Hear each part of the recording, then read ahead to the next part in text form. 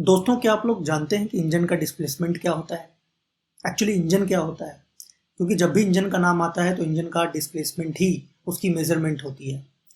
हम में से बहुत ऐसे लोग होंगे जो जानते भी होंगे, जो नहीं भी जानते होंगे। तो आज इस वीडियो के थ्रू मैं आपको यही बताऊंगा कि इंजन का डिस्प्लेसमेंट एग्जैक्टली होता क्या है, इसका डिफिनीशन क्या है और कौन कौन से टर्म पे ये डिपेंड करता है। इंजन की जो कैपेसिटी होती है उसी को इंजन का डिस्प्लेसमेंट बोलते हैं। क्योंकि इंजन की जो कैपेसिटी होती है बहुत सारे फैक्टर पे डिपेंड करता है और बहुत सारे ऐसे फैक्टर हैं जो इंजन की कैपेसिटी पे डिपेंड करता है। तो इसके लिए ये जानना काफ़ी इंपॉर्टेंट है कि इंजन का डिस्प्लेसमेंट आखिर होता क्या है और इसको कैसे मैथमेटिकली कैलकुलेट करते हैं। अगर आपके पास कोई डाटा है तो उसको आप कैसे मैथमेटिक्स के थ्रू आप इंजन का डिस्प्लेसमेंट जो है उसे कैलकुलेट कर सकते हैं। तो दोस्तों, सबसे पहले तो ये है कि इंजन का जो डिस्प्लेसमेंट है उसकी यूनिट जो है उसको सीसी बोलते हैं। सीसी मतलब क्यूबिक सेंटीमीटर, या दूसरे वर्ड में दूसरा एक और यूनिट है जो है लीटर। हम बहुत ऐसे लोग हैं जो जानते होंगे, जब भी कैप इंजन के बारे में पूछ रहे होते हैं तो हमेशा सीसी में बताया जाता है कि ये गाड़ी इतने सीसी की है, ये इंजन इतने सीसी की है, या फिर लीटर में कन्वर्ट किया बताया जाता है।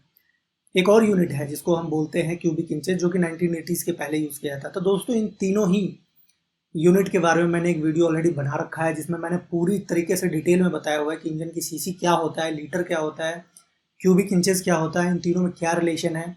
और अगर तीनों में से आपको कोई एक बताया जाता है, जैसे कभी बताया जाता है कि इंजन की सीसी इतनी है, तो आप उसको लीटर में कैसे कन्वर्ट कर सकते हैं। कभी लीटर बताया जाता है, उसको क्यूबिक इंचेस में कैसे या सीसी में कैसे कन्वर्ट कर सकते हैं।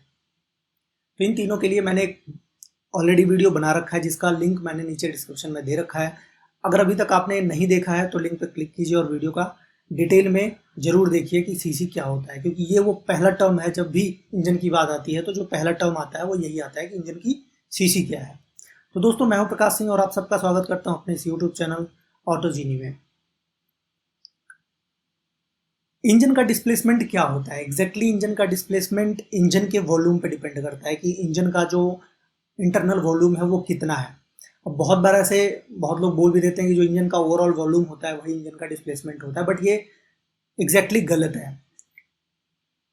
इंजन के अंदर पिस्टन होता है और पिस्टन जितनी लेंथ तक मूव करता है, जितनी वॉल्यूम को कवर करता है एक साइकिल में टीडीसी से बीडीसी और बीडीसी से टीडीसी जाने में, उसी वॉल्यूम को हम यूज करते हैं इंजन का डिस्प्लेसमेंट निकालने में।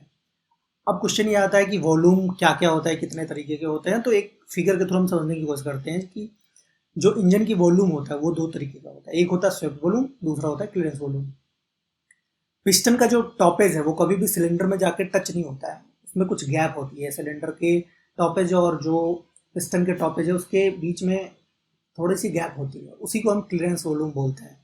वो इस वॉल्यूम इसलिए यूज होता है ताकि जो एयर फ्यूल का रेशियो है वहां पे जाके कंप्रेस होकर बर्न होता है और फिर इन जो पिस्टन है उसको नीचे पुश करता है। तो ये वॉल्यूम हम यूज नहीं करते हैं कभी भी जब हम इंजन की इंजन का जो डिस्प्लेसमेंट है उसको निकालते टाइम। दूसरा होता है स्वेप्ट वॉल्यूम। स्वेप्ट वॉल्यूम वो सर्कुलर एरिया है जिसमें पिस्टन मूव करता है ऊपर से नीचे, नीचे से ऊपर के बीच में।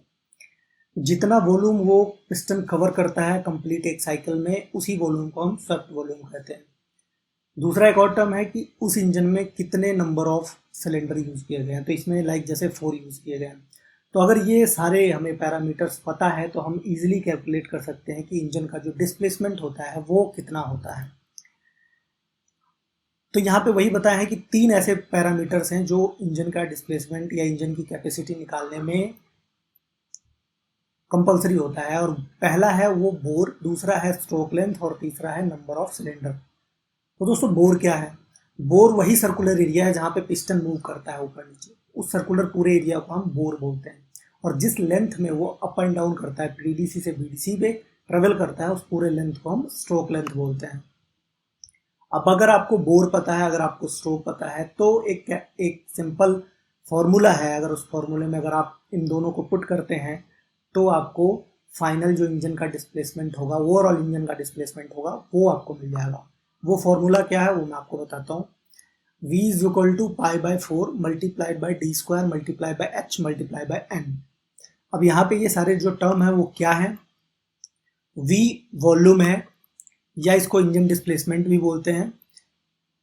D आपका बोर का डायमीटर है, H आपका स्ट्रोक लेंथ है और N नंबर ऑफ सिलेंडर है। तो अब सपोज आपके पास कोई इंजन पड़ा हुआ है, आपकी कोई गाड़ी है जिसका इंजन बन के रखा हुआ है, अब उसका सिलेंडर का जो डायमीटर होगा, जो उसका रेडियस होगा, सब आपको पता होगा, स्ट्रोक लेंथ भी पता होगा, नंबर ऑफ सिलेंडर भी पता होगा, आपको सब कुछ पता होगा।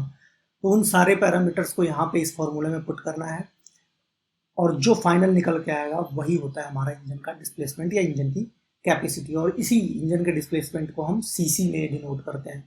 तो फाइनल जब हम बोलते हैं किसी भी गाड़ी में कि ये इस गाड़ी में लाइक 2000 सीसी की इंजन लगी हुई है, तो 2000 क्या है, उस 2000 सीसी को कैलकुलेट करने के लिए हमें बोर का डायमीटर, स्ट्रोक लेंथ और नंबर ऑफ सिलेंडर पता होना चाहिए। तो जो फाइनल इंजन का डिस्प्लेसमेंट निकल के आता है उसी को हम कहते हैं 2000 सीसी या 4000 सीसी, जो भी होता है। अब ये इंपॉर्टेंट क्यों है, क्योंकि ये वो बेसिक चीज़ है जिस पे बाकी के टर्म डिपेंड है, जैसे कि हॉर्स पावर है, टॉर्क है। इंजन का जो हॉर्स पावर होता है, बहुत बार हम गाड़ी खरीदने जा रहे होते हैं तो कहते हैं इतने हॉर्स पावर की गाड़ी चाहिए, इतने हॉर्स पावर का इंजन होना चाहिए उसमें। तो आखिर हॉर्स पावर जो होता है, वो टॉर्क होता है, वो किस पे डिपेंड करता है, वो इसी सीसी पे डिपेंड करता है। सीसी भी किस पे डिपेंड करता है, जितना आपका स्ट्रोक लेंथ या जितना नंबर ऑफ सिलेंडर होगा, मतलब जितनी बड़ी इंजन होगी उतनी ही ज़्यादा सीसी की आपकी वो गाड़ी होगी, उतनी ज़्यादा उसकी कैपेसिटी होगी, और जितनी ज़्यादा कैपेसिटी होगी उतनी ज़्यादा आपका हॉर्स पावर होगा और उतनी ही ज़्यादा टॉर्क होगा। तो इसको हम कह सकते हैं कि किसी भी इंजन का अगर हमने सीसी बढ़ाया तो उसकी जो हॉर्स पावर है वो भी बढ़ेगी और साथ में जो उसका टॉर्क है वो भी बढ़ेगा।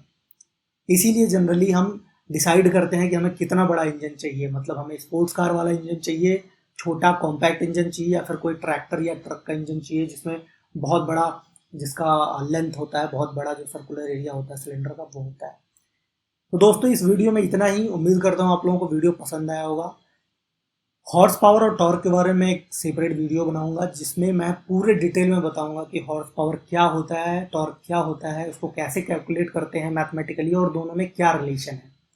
क्योंकि ऐसा नहीं है कि हम अगर इंजन की जो कैपेसिटी है, इंजन की जो सीसी है, नंबर ऑफ सिलेंडर है, वो बढ़ाते चले जाएं और उसका हॉर्स पावर भी बढ़ता ही जाएगा और टॉर्क बढ़ता ही जाएगा।